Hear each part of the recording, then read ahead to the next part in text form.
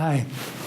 Now we're going to give you another example of a randomized controlled trial from a study that was done in the 1990s, sponsored by the National Institute on Alcohol Abuse and Alcoholism, called Project MATCH.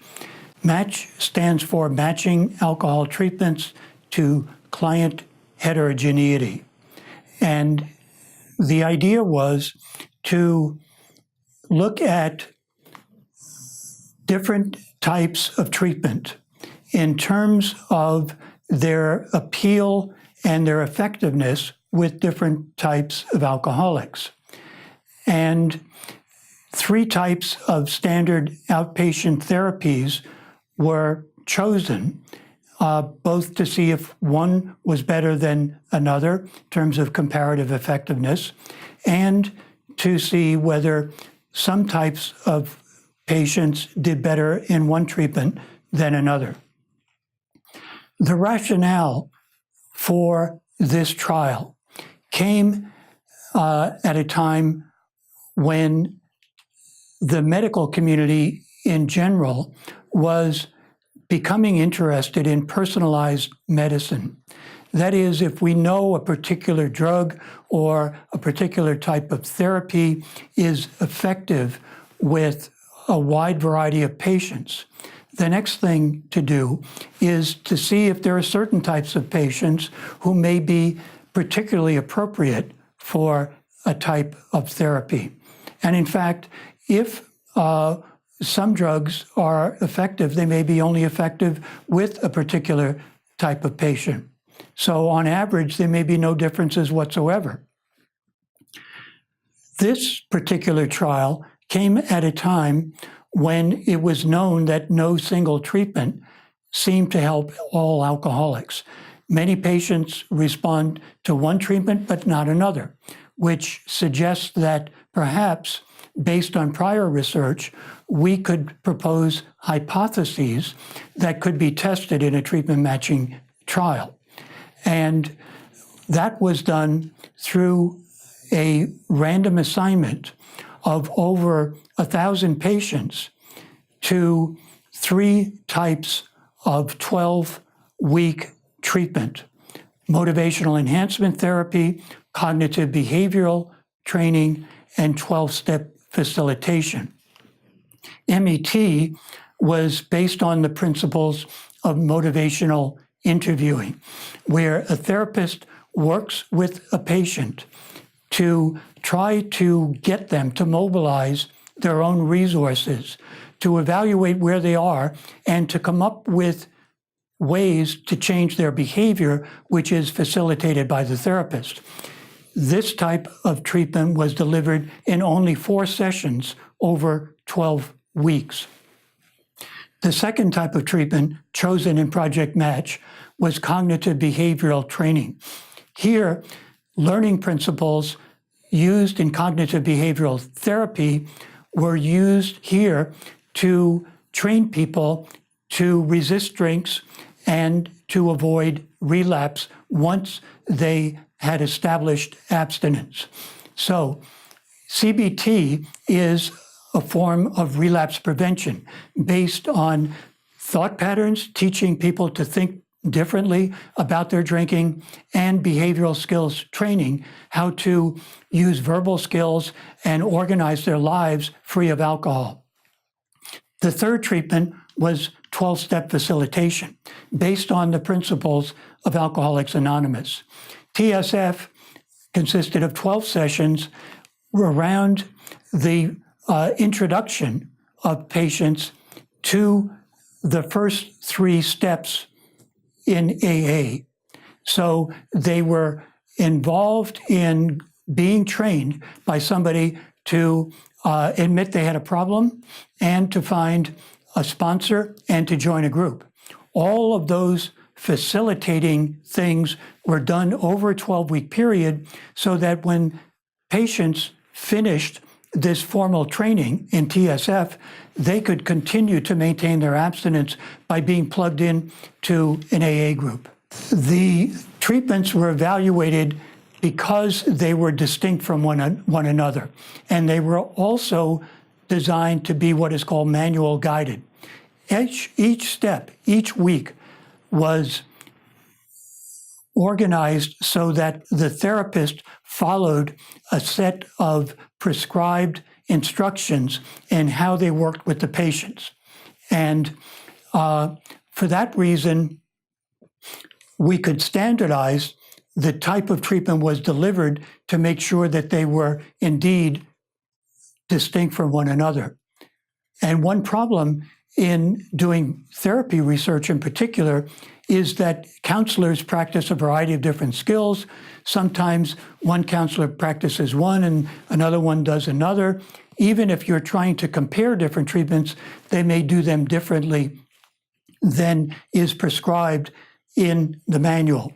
This way, if you want to control the type of intervention that was delivered, you need a manual and you need to train the therapist. In this case, an additional level of complexity in designing a psychotherapy study is the selection of the therapist. We picked master's level certified counselors, and we made sure before they were selected that they had an orientation to one or the other of these treatments, because we didn't want to train them in one treatment when they actually preferred the other. And they had to have at least 2 years of experience in each of these therapies. Another important thing in doing clinical research is assessment or measurement. Project Match obviously wanted to incorporate a variety of different patient characteristic measures in order to study the differential response of one type of patient against another. And to do that, you need to have valid and reliable measures. Project Match selected measures from an extensive literature on clinical measurement. We're talking about scales and measurement procedures that have been developed for depression, anxiety, drinking behavior, attitudes, beliefs, cognitive functioning. We incorporated a wide variety of measures that might be relevant to treatment matching. For example, cognitive impairment. We wanted to find out whether people could follow CBT as opposed to MET if they had a high degree of alcohol-induced cognitive impairment. Or we wanted to find out whether people who were at a certain stage in motivation, according to stage theory and motivation, pre-contemplation, contemplation, maintenance, we wanted to find out whether the stage of change made a difference, so we had to have a good measure of motivational readiness to change. Psychiatric severity, we wanted to measure depression, anxiety, and general severity of psychiatric illness because we figured one type of treatment might be better for some people than another. We also needed to select valid and reliable outcome measures. Percent days abstinent was a useful measure. Days that people were either abstinent or drinking. And another measure we used was drinks per drinking day, whether they're only having 1 or 2 drinks or many drinks. We also wanted to measure psychological functioning, such as level of depression, social functioning, how they were getting along in their social relationships, and the degree of alcohol-related problems if they had relapsed. In the case of outcome variables, we selected reliable, valid measures for different outcome characteristics that we thought could help us understand whether one type of therapy was better than another. Here's an example of a primary matching hypothesis.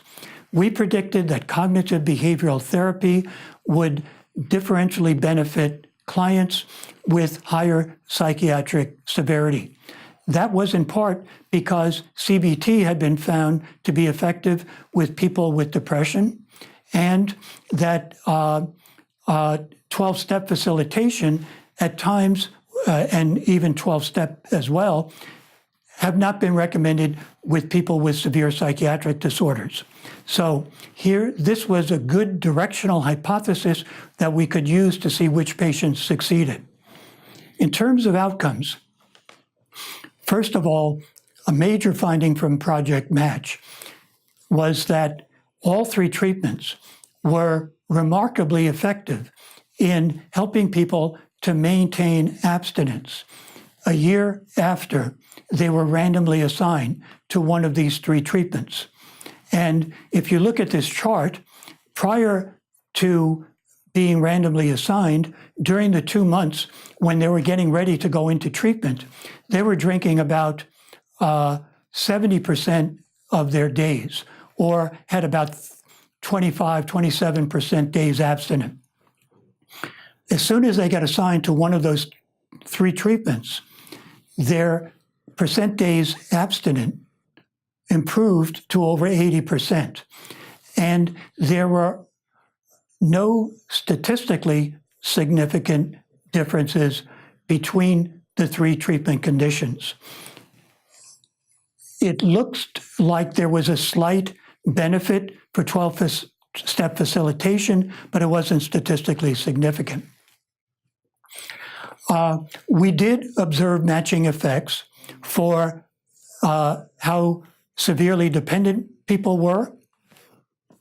For psychiatric severity, in what I mentioned to be the hypothesis about cognitive behavioral therapy being more effective, we did also find a matching effect for motivational readiness and self-help network support. So TSF was better for people who had a lot of